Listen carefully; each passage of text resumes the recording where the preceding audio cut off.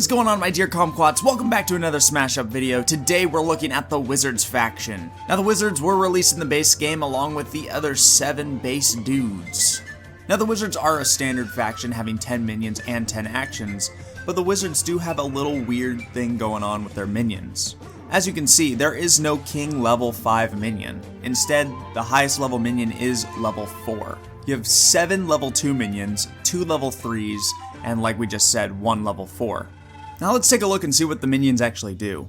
There are 4 level 2 neophytes that say reveal the top card of your deck. If it is an action, you may place it in your hand or play it as an extra action.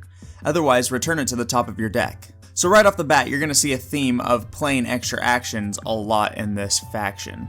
You have 3 level 2 enchantresses that say you get to just draw a card, which is pretty nice. You have 2 level 3 chrono mages that say you may play an extra action this turn. So again, playing extra actions. And then finally, the level 4 archmage says ongoing you may play an extra action on each of your turns. So if you get him out pretty early, you're able to play a ton of extra actions every single turn. Now let's take a look at the Wizards actions, which are going to be pretty important considering the Wizards are able to play extra actions. You have 2 mystic studies that say you get to draw 2 cards. You have 2 summons that say you get to play an extra minion. You have Portal, which says you get to reveal the top 5 cards of your deck and place any number of minions revealed into your hand, and then return the other cards to the top of your deck in any order. Now, I have no idea if I'm pronouncing this correctly, but you have 1 copy of Scry. Is that correct? Let me know in the comments. Search your deck for an action and reveal it to all players. Place it in your hand and shuffle your deck. 1 copy of Time Loop, which says you get to play 2 extra actions. 1 copy of Mass Enchantment, which says reveal the top card of each other player's deck. Play 1 revealed action as an extra action and return unused cards to the top of their decks. You have 1 copy of Sacrifice, which says choose one of your minions, draw cards equal to his power, and then destroy that minion. And then you have 1 copy of Winds of Change, which says shuffle your hand into your deck and draw 5 cards. And then you may play an extra action. Now the Wizards do have a Titan, the Arcane Protector. In order to get him into play, it says after you play your 5th or higher card in a turn, you may play this Titan. And then ongoing, you have +1 power here for every 2 cards in your hand. And then finally, the talent on him says you get to just draw a card, which is very, very nice. As said in previous faction reviews, I think that Titans are really good at patching up the weaknesses of a given faction. We're going to take a look at this in later slides, but the Wizards' weakness of power is pretty much supplemented by this Arcane Protector. Now it doesn't solve the issue entirely, but it's kind of a nice little patch. And not to mention, drawing extra cards for a faction that likes to play extra actions sounds pretty nice. And here we are at the Wizard strengths.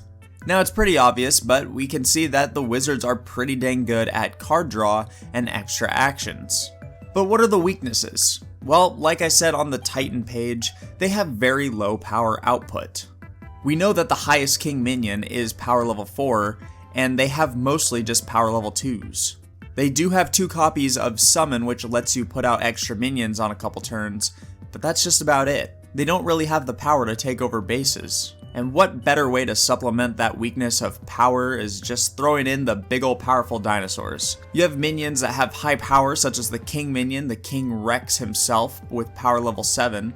You have a ton of actions that let you boost your power, such as Upgrade, Augmentation, and Howl, so you can actually stand a fighting chance to take over some bases.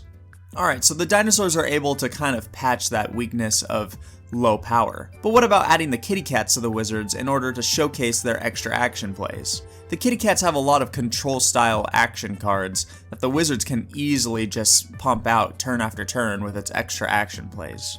To name a few, things like Cat's Paw, Grumpiness, and Hissy Fit can pretty much cause your opponent to have their hissy fit of their own. Another faction I really like with the Wizards are the Princesses. Now all the Princesses are power level 5, which in essence helps the Wizards with its power level. But they also have a ton of great actions to play as well. Being able to throw out a lot of heirlooms and skillets in a turn can really just make a difference. So yeah, I think the Princesses are a pretty good fit for the Wizards.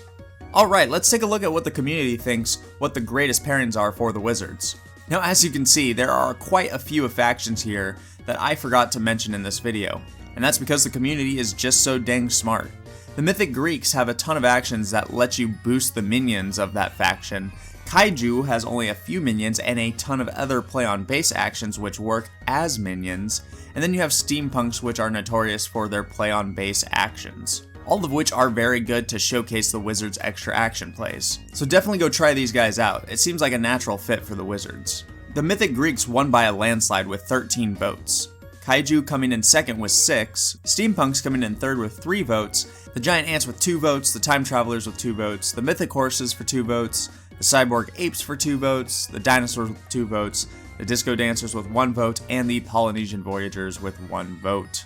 Now honestly, what is a non-ideal pairing for the Wizards? As I stated here on this slide, nothing really contradicts playing more cards or playing more actions. Both of those things are pretty dang good. The Wizards do seem like a very supplementary faction, so really, the Wizards are just pretty good with anything. Now I do think that the Wizards do have a slight bit of an edge against factions that take a turn or two to set up, such as Killer Plants or Superheroes, but even still, I think it's more of a 50-50 matchup. The Wizards can definitely outspeed with its extra action plays, but in the long run, maybe the Superheroes and Killer Plants could still just overtake them with how much raw power that they have. And pretty much the same thing goes for unfavorable matchups. Anything that you could consider unfavorable is probably still somewhere around a 50-50 matchup. It's kind of incredible that there's not that many cards like Mark of Sleep which prevent you from playing any actions for your turn. So really, the Wizards kind of weaseled their way out of that one. Alright, ladies and gentlemen, thank you so much for watching this faction review of the Wizards. If you did like the video, I'd really appreciate the like and the subscribe if you have not yet subscribed to the channel. Coming up next is the zombies, so make sure you are a part of Smash Posting to vote for what you think the best pairings are for the zombies. And honestly, I couldn't fault you for putting anything in the polls. And I do want to give a quick shout out to Stefan, aka the Smash Up Guy over at Instagram. Definitely go over there and give him a follow. He's got some pretty sweet content over there, and I'd hate for you to miss it. And with that said, we'll see you guys in the next one. Peace!